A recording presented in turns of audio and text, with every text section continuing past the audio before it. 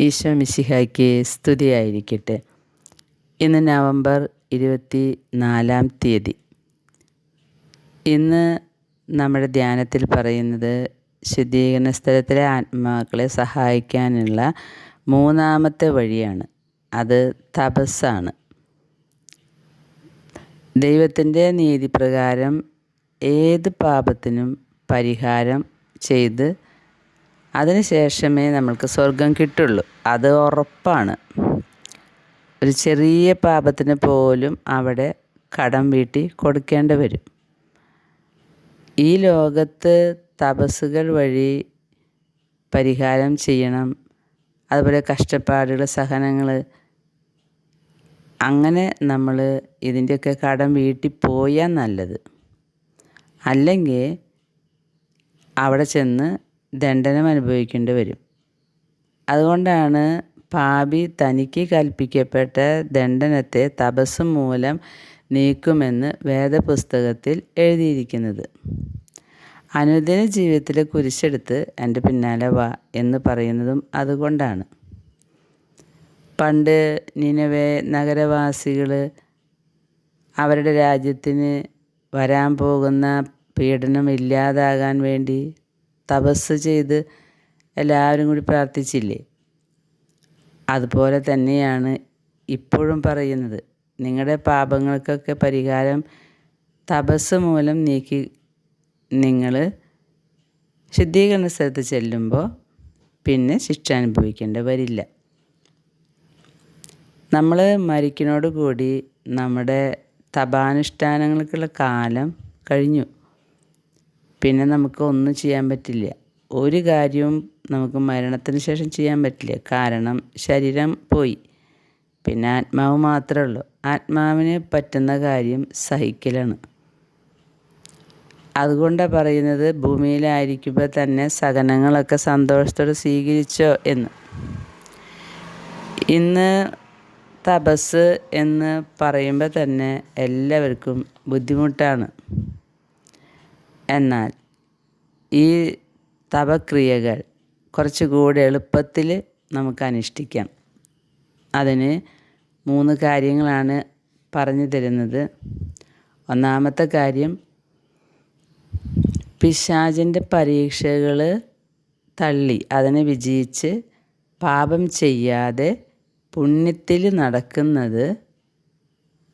ആ നടക്കാൻ നമ്മൾ അനുഭവിക്കുന്ന ഞെരുക്കം, കഷ്ടപ്പാട്, ഇതൊക്കെ പ്രായശ്ചിത്ത പ്രവൃത്തിക്ക് തുല്യമാണത്രേ.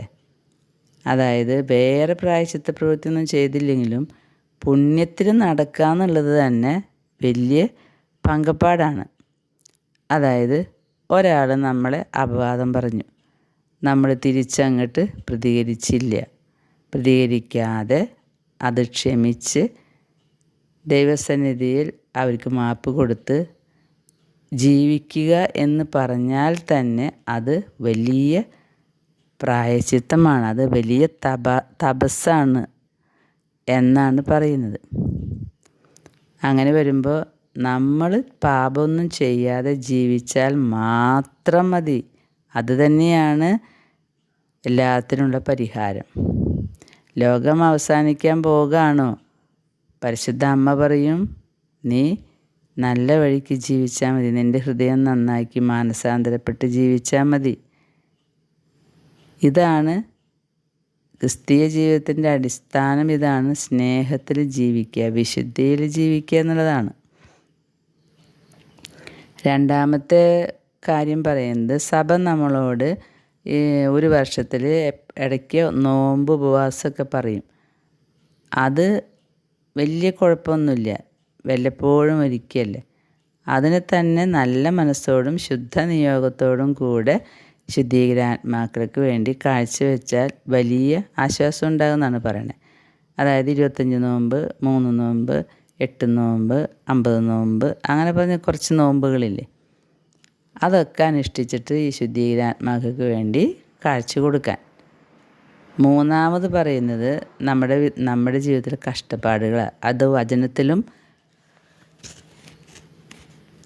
പറയുന്നതാണ്. വചനത്തിലും പറയുന്നുണ്ടല്ലോ, അനുദിന ജീവിതത്തിലെ കുരിശ്.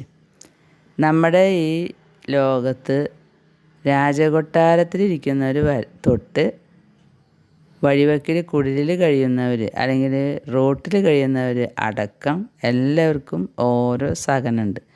ഒരാൾക്കൊരു തരത്തിൽ അല്ലെങ്കിൽ മറ്റൊരാൾക്ക് മറ്റൊരു തരത്തിൽ. കാണുമ്പോൾ നമ്മൾ വിചാരിക്കുക അവർക്കൊക്കെ ഒരു കുഴപ്പമില്ലെന്ന്. എല്ലാവർക്കും കുഴപ്പമുണ്ട്, കുഴപ്പമില്ലാത്തവരില്ല. ഇത് നമ്മൾ സഹിച്ചേ പറ്റുള്ളൂ. നമ്മുടെ ജീവിതത്തിൽ വരുന്ന സഹനങ്ങൾ അത് നമുക്ക് മനസ്സുണ്ടെങ്കിലും ശരി മനസ്സില്ലെങ്കിലും ശരി നമുക്ക് കിട്ടിയ കുരിശുകൾ നമ്മൾ സഹിക്കുക തന്നെ വേണം. അത് കുരിശനെന്ന് വിചാരിച്ചാൽ മതി. ഈ കുരിശുകൾ മാറാനാണ് മനുഷ്യരെല്ലാവരും ഓടുന്നത്. ഓരോരോ ധ്യാനങ്ങളിലേക്കും ഒക്കെ കുരിശുകളിങ്ങനെ മാറി സമാധാനം കിട്ടണമെന്ന് പറഞ്ഞ് മിക്കതും പല കുരിശുകളും അങ്ങനെ മാറിപ്പോവും. കാരണം അതിന് തക്ക പരിഹാരങ്ങൾ ചെയ്യുമ്പോൾ അത് മാറിപ്പോവും. പക്ഷെ മാറിപ്പോവാത്ത കുറച്ച് കുരിശുകളുണ്ട്. അത് മരണം വരെ കൂടിയുണ്ടാവും. നിങ്ങൾ ഏത് ധ്യാന കേന്ദ്രത്തിൽ പോയാലും അത് മാറില്ല. അപ്പോൾ ആ കുരിശിനെ നോക്കി വിഷമിച്ച് പരാതി പറഞ്ഞിരുന്നിട്ട് കാര്യമില്ല. ഇതെന്തൊരു കുരിശാണ്, ഇത് എപ്പം തൊട്ട് തുടങ്ങിയതാണ്, ഇതെൻ്റെ വിധിയാണ്, ഇതിങ്ങനെയൊക്കെ തന്നെ പറ്റുള്ളൂ, ഞാൻ എന്ന് തൊട്ട് തുടങ്ങിയതാ, ഇങ്ങനെയൊന്നും പറയണ്ട. ഇത് കർത്താവ് അറിഞ്ഞ് വെഞ്ചിരിച്ച് തന്ന കുരിശാണ്. ചിലപ്പോൾ ഭർത്താവിൻ്റെ മദ്യപാനായിരിക്കും. എത്ര പ്രാവശ്യം കൂടി നിർത്തണ മരുന്ന് കൊടുത്തിട്ടും രക്ഷയില്ല. അപ്പോൾ കൂടുതൽ കുടിച്ചുകൊണ്ടിരിക്കുക. ചിലപ്പം മാറ്റാൻ ഈശോ ഉദ്ദേശിക്കുന്നുണ്ടാവില്ല. അപ്പോൾ ആ കുരിശ് ചുമന്നേ പറ്റുള്ളൂ. ആ മദ്യപാനിയായ ഭർത്താവിൽ നിന്നുണ്ടാകുന്ന വേദനകൾ, അസ്വസ്ഥതകൾ, പ്രശ്നങ്ങൾ, നമ്മുടെ മനസ്സിൻ്റെ വിഷമം എല്ലാം ശുദ്ധീകരാത്മാക്കൾക്ക് വേണ്ടി ഈശോയുടെ സഹനത്തോട് ചേർത്ത് കാഴ്ചവെക്കാം. അതല്ലെങ്കിൽ വീട്ടിലെപ്പോഴും കുറ്റം പറയുന്ന കുറേ വ്യക്തിത്വങ്ങളുണ്ടാവും, നല്ല ജീവിതങ്ങൾ. എന്ത് ചെയ്താലും ഒരു പരിഗണനയും കാണിക്കാതെ ഇങ്ങനെ നടക്കുന്ന ആളുകളുണ്ടാകും. അപ്പോൾ ഇത് എന്തൊരു കുരിശാന്ന് പറഞ്ഞിട്ട് കാര്യമില്ല. കർത്താവ് നമുക്ക് വെഞ്ചരിച്ച് തന്നിട്ടുള്ള കുരിശുകളാണ് ഇവരൊക്കെ. അതല്ലെങ്കിൽ ജീവിത പങ്കാളിനെ സ്നേഹിക്കാത്തവരുണ്ടാവും. പ്രിയ സഹോദരങ്ങളെ, എങ്ങനെയെങ്കിലും മകൻ്റെ ജീവിതത്തിൽ നിന്നും മരുമകളെ വേർപ്പെടുത്തണമെന്ന് വിചാരിക്കുന്ന അമ്മായിമ്മയുണ്ടാവും. മകൻ മരുമകളെ കാണാൻ പാടില്ല, നോക്കാൻ പാടില്ല, സ്നേഹിക്കാൻ പാടില്ല, ചിരിക്കാൻ പാടില്ല. അപ്പോഴത്തേക്കും അമ്മായിമ്മയ്ക്ക് അസുഖങ്ങൾ വരും.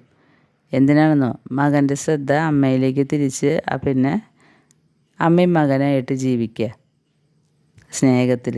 അവിടെ പണിക്കാരുത്തി. അങ്ങനെയുള്ള ജീവിതങ്ങളുണ്ടാവും. അപ്പോൾ സഹിക്കണം. സഹിച്ചാൽ ദൈവം ഇടപെടും.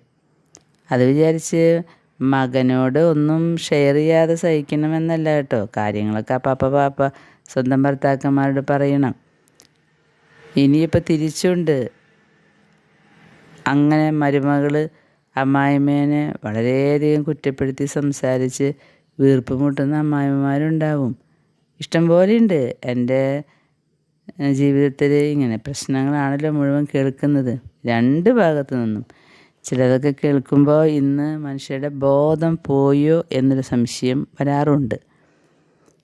അപ്പോൾ നമ്മൾ ധ്യാനത്തിൽ പറയുന്നത്, നിങ്ങൾ കുരിശ് തേടിന് തേക്കിൻ്റെ കുരിശാണോ വേറെ ഏതിൻ്റെ കുരിശാണ് ഉണ്ടാക്കണ്ടേ എന്ന് വിചാരിച്ചിട്ട് ഓടി നടക്കണ്ട. നിങ്ങളുടെ കയ്യിൽ തന്നെ ഉണ്ട് നല്ല ഭാരമുള്ളതും ഭയങ്കര അസ്വസ്ഥത ഉണ്ടാക്കുന്ന കുരിശുകൾ. അത് തന്നിട്ടുണ്ട്, വെഞ്ചിരിച്ചനെ തന്നിട്ടുണ്ട് കർത്താവ്. അതിനെ ചുമന്നാൽ മതി എന്നാണ് പറയുന്നത്. ഏതെങ്കിലും ഒരു കഷ്ടപ്പാട്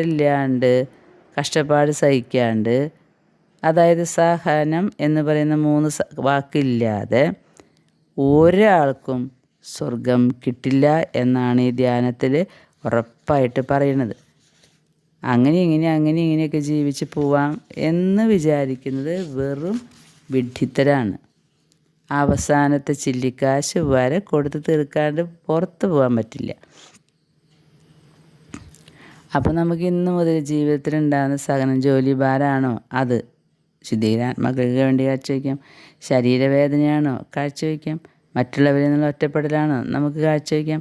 പെറ്റമ്മ പോലും സ്നേഹിക്കുന്നില്ലേ, നമുക്ക് കാഴ്ചവെക്കാമെന്ന്. ആ പെറ്റമ്മേനെ വെഞ്ചരിച്ച് തന്നത് കർത്താവാ. അപ്പനെ കൊണ്ട് ഭയങ്കര ശല്യമാണോ, കുടിച്ച് അവസാനം വന്നിട്ട് അത് പ്രശ്നമാക്കണ്ട. അതും കർത്താവ് കാണുന്നുണ്ട്. കർത്താവ് കാണുന്നുണ്ട് എന്നല്ല, കർത്താവാണ് നമുക്കിത് തന്നിട്ടുള്ളത്. അല്ലാണ്ട് ഇത് നമ്മൾ ഈ ജീവിതത്തിൽ സ്വീകരിക്കുമ്പോൾ കർത്താവ് കിടന്ന് ഉറങ്ങുകയല്ലായിരുന്നു, ആളാണ് നമുക്കിതൊക്കെ തന്നത് എന്ന ബോധ്യത്തോടെ ഇത് ഈശോ അറിഞ്ഞിട്ടുണ്ടെങ്കിൽ ഈശോയ്ക്കൊരു പദ്ധതി ഇതിൻ്റെ പിന്നിലുണ്ട്. ഇതാണ് നമ്മൾ എപ്പോഴും ഓർക്കേണ്ട ഒരു കാര്യം.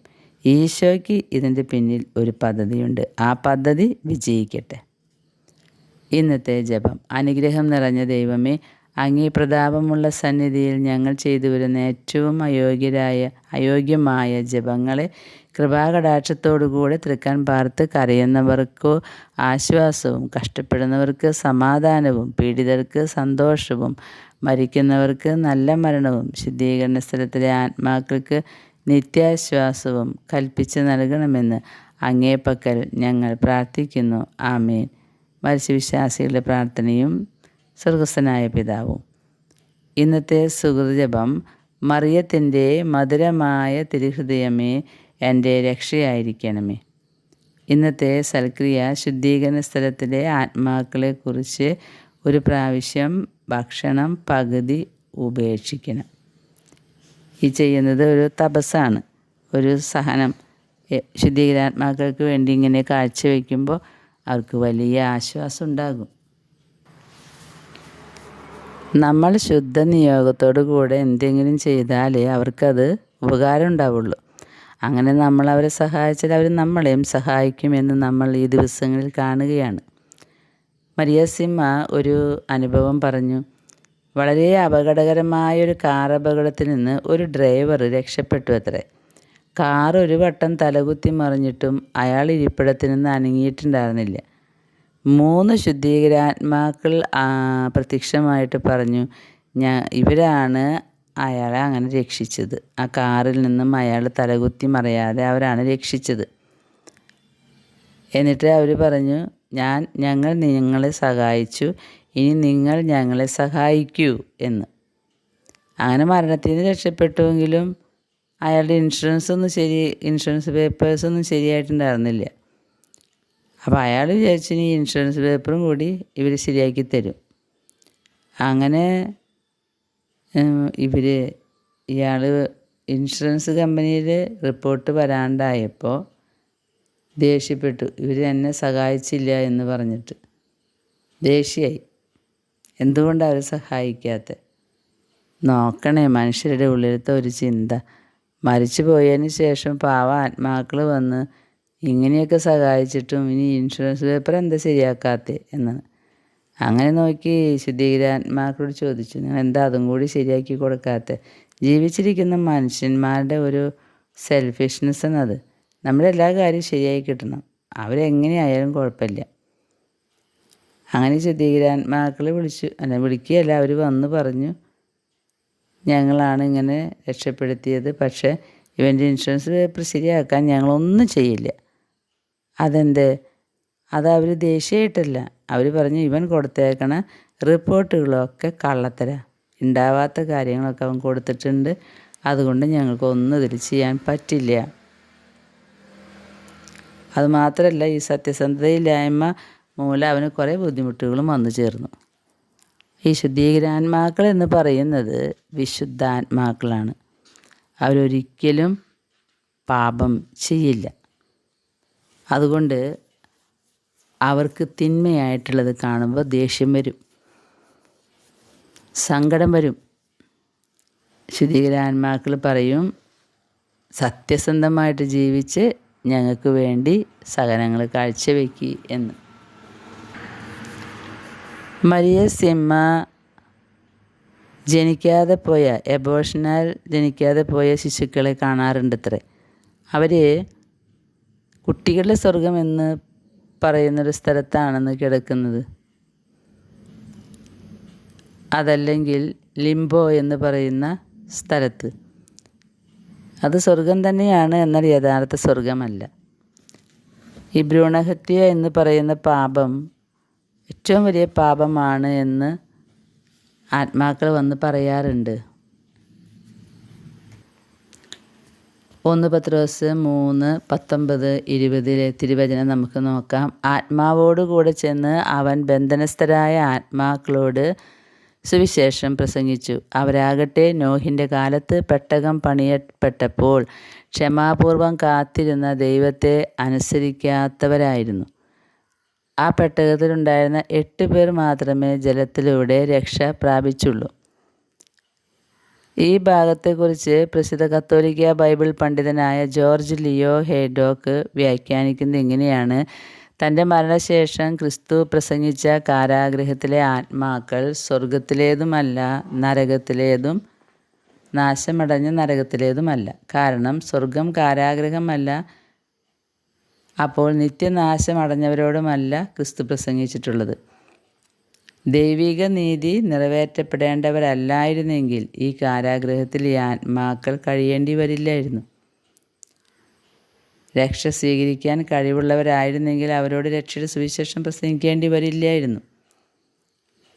അപ്പോൾ ആത്മാവോടുകൂടെ ചെന്ന് അവൻ ബന്ധനസ്ഥരായ ആത്മാക്കളോട് സുവിശേഷം പ്രസംഗിച്ചു എന്നാണ് പറഞ്ഞിട്ടുള്ളത്. മരിച്ചവരുടെ വാസസ്ഥലമായിട്ട് കരുതപ്പെടുന്ന കാരാഗൃഹത്തിലാണ് ക്രിസ്തു ചെന്ന് പ്രസംഗിച്ചത്. അതായത് 1959 ജനുവരി മാസം 11 കൂടിക്കാഴ്ചയിൽ പാതാളത്തിലിറങ്ങി എന്ന വിശ്വാസ സത്യത്തെക്കുറിച്ചുള്ള പ്രസംഗത്തിൽ ജോൺ പോൾ രണ്ടാമൻ മാർപ്പാപ്പ പറയുന്നുണ്ട്: സുവിശേഷത്തിൻ്റെ രക്ഷാകര സന്ദേശം പരിപൂർണത പ്രാപിക്കുന്നതിൻ്റെ അടയാളമാണ് പാതാളത്തിലിറങ്ങി എന്നത്. ഹീബ്രുവിലുള്ള ഷിയോൾ, ഗ്രീക്കിലുള്ള ഹെയ്ഡ്സ്. ഇത് മരണാനന്തരമുള്ളൊരവസ്ഥയാണ്. ഷിയോൾ എന്നത് പഴയ നിയമത്തിൽ ധാരാളം ഉപയോഗിച്ചിട്ടുണ്ടെന്ന്. നിയമാവർത്തനം 32:32, സാമുവേൽ 22:6, സങ്കീർത്തനം 16:10, അതുപോലെ കുറേ വചനങ്ങൾ സങ്കീർത്തനങ്ങളിൽ ഈ ഷിയോൾ പറയുന്നുണ്ട്. നമ്മൾ പറയുന്ന നരകം എന്ന് പറഞ്ഞാൽ പുതിയ നിയമത്തിലെ ഗഹന്ന അല്ലെങ്കിൽ അഗ്നിത്തടാകം, അതാണ്. നരകത്തിന് ക്രിസ്തു തന്നെ ആ വാക്കാണ് ഉപയോഗിക്കുന്നത്, ഗഹന്ന, അഗ്നിത്തടാകം. മത്തായി 5:22, 29:30, അങ്ങനെ കുറേ വചനങ്ങളുണ്ട്. ലൂക്ക 12:5. നാശമടഞ്ഞവർ ചെന്ന് പതിക്കുന്ന അഗ്നിത്തടാകം, അതാണ് ഗഹന്ന. അത് വെളിപാട് 19:20, 20:10 അങ്ങനെയൊക്കെ പറയുന്നുണ്ട്. അങ്ങനെ നോക്കുമ്പോൾ മിശിഹ ഇറങ്ങിയ മൃതരുടെ വാസസ്ഥലം അത് പാതാളമാണ്. പാതാളം എന്ന് പറഞ്ഞാൽ ഷിയോൾ അല്ലെങ്കിൽ ഗ്രീക്കിൽ ഹെയ്ഡ്സ്, അതായത് ശുദ്ധീകരണ സ്ഥലം. പാതാളമെന്ന് കേൾക്കുമ്പോൾ പെട്ടെന്ന് നരകമെന്ന് തെറ്റിദ്ധരിക്കരുത് എന്നുദ്ദേശിച്ചിട്ടാണ് ഇതിൻ്റെയൊക്കെ വ്യാഖ്യാനങ്ങൾ പറയുന്നത്. ക്രിസ്തു ഈ ഷിയോളിലേക്ക് പോകുന്നതിന് മുമ്പ് തന്നെ സ്വർഗത്തിലേക്ക് പോയി എന്ന് നമുക്കറിയാം. ഏലിയ ചുഴലിക്കാറ്റിൽ സ്വർഗത്തിലേക്ക് എടുക്കപ്പെട്ടു എന്നും പറയുന്നുണ്ട് 2 രാജാക്കന്മാർ 2:11. ഹനോക്കും സ്വർഗത്തിലേക്ക് എടുക്കപ്പെട്ടു, ഉൽപ്പത്തി 5:24 പറയുന്നുണ്ട്. താബോർ മലയിൽ യേശുവിനോടുകൂടി സംസാരിക്കാൻ ഏലിയയോടൊപ്പം മോശയും രൂപാന്തര വേളയിലുണ്ടായിരുന്നു, മത്തായി 17:1-3. അപ്പോൾ മോശയും അവിടെ സ്വർഗത്തിലുണ്ടെന്ന് ഊഹിക്കാം. അങ്ങനെ ഉള്ള ഈശോ പാതാളത്തിലിറങ്ങി എന്ന് പറയുന്നത് ഈ ശുദ്ധീകരണ സ്ഥലമാണ് എന്നാണ് വ്യാഖ്യാനങ്ങൾ പറയുന്നത്. പ്രിയ സഹോദരങ്ങളെ, നമുക്ക് എപ്പോഴും ചിന്തിച്ചുകൊണ്ടിരിക്കാം, പിഴച്ചുപോയ മാലാഖമാരുള്ള നരകത്തിലേക്കല്ല നമുക്ക് പോകേണ്ടത്. ശുദ്ധ നിയോഗത്തോടു കൂടി ജീവിച്ച് നമുക്ക് സ്വർഗത്തിലേക്കാണ് എത്തേണ്ടത്. അതായിരിക്കണം നമ്മുടെ ലക്ഷ്യം. പക്ഷേ അത് സാധിക്കുമോ? ലഘുപാപം പോലും ചെയ്യാതെ ജീവിക്കാൻ പറ്റുമോ?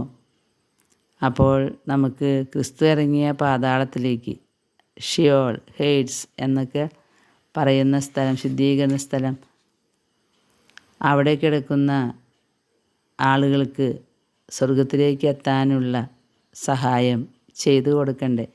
നമ്മളും അവിടെ എത്തുമ്പോൾ നമ്മയും സഹായിക്കാൻ ആളുകൾ ഉണ്ടാവണമെങ്കിൽ ഇപ്പോഴേ നമ്മൾ അവരെ സഹായിക്കണം. നമുക്ക് പ്രാർത്ഥിക്കാം. നമ്മളവരെ സഹായിച്ചാൽ അവർ നമ്മളെയും സഹായിക്കും. നമ്മളത് കണ്ടു കഴിഞ്ഞതാണ്. ഇന്നലത്തെ ഓഡിയോ മെസ്സേജ് കേട്ടിട്ട് എന്തുമാത്രം മക്കളാണ് വിളിച്ച് മെസ്സേജ് ഇട്ടിരിക്കുന്നത്. അവർക്ക് ഇതുപോലെ ശുദ്ധീകരണ സ്ഥലത്തിലെ ആത്മാക്കളുടെ അനുഭവം ഉണ്ടായിട്ടുള്ളത്. കുറേയധികം ആളുകൾ സന്ദേശം അയക്കുന്നുണ്ട്. എനിക്കിപ്പോഴാണ് മനസ്സിലായത് എന്തുമാത്രം ആളുകൾക്കാണ് ശുദ്ധീകരണ അനുഭവം. ഒരാൾ പുറത്ത് പറയാതിരിക്കുക. കാരണം തലയ്ക്ക് വട്ടാണെന്ന് പറഞ്ഞാലോ എന്ന് പേടിച്ചിട്ടാണ് പാവങ്ങൾ.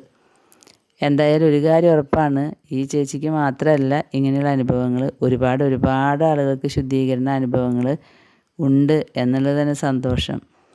അപ്പോൾ ശുദ്ധീകരണ സ്ഥലവുമായിട്ട് ബന്ധപ്പെട്ടൊരു ചിന്തയുണ്ടല്ലോ. പ്രാർത്ഥിക്കാം നമുക്ക് സഹോദരങ്ങളെ. തപസ്സുകളൊക്കെ ചെയ്യാം. എല്ലാത്തിലുപരി നന്നായി ജീവിക്കാം. മറ്റുള്ളവരെ വെറുക്കാതെ കുറ്റം പറയാതെ ഒക്കെ ജീവിക്കാൻ കഴിഞ്ഞാൽ അതുതന്നെയാണ് പരിഹാരം. നമുക്ക് ദൈവം അതിനുള്ള അനുഗ്രഹം തരട്ടെ എന്നാണ് ഞാൻ പ്രാർത്ഥിക്കുന്നത്. അതുവഴി നമുക്ക് കുറേ ആത്മാക്കളെ രക്ഷപ്പെടുത്താൻ സാധിക്കട്ടെ. അവരെക്കുറിച്ച് പറയുമ്പോൾ പോലും അവരിങ്ങനെ ചുറ്റും വന്ന് നിൽക്കും, അല്ലെങ്കിൽ അവർ പല അടയാളങ്ങൾ കാണിക്കും. സന്തോഷമാണ് അവർക്ക്. നമ്മളവരെക്കുറിച്ച് പറയുക, അവർക്ക് വേണ്ടി പ്രാർത്ഥിക്കുക എന്നൊക്കെ പറഞ്ഞാൽ നമുക്ക് ശക്തമായിട്ട് പ്രാർത്ഥിക്കാം. ഈ മാസം മാത്രമല്ല, മരണം വരെ ശുദ്ധീകരണാത്മാക്കൾ നമ്മുടെ ഒരു ഭാഗമാണ് എന്ന് ഓർത്തിരിക്കുക. ദൈവം നമ്മെ അനുഗ്രഹിക്കട്ടെ. ആമേൻ.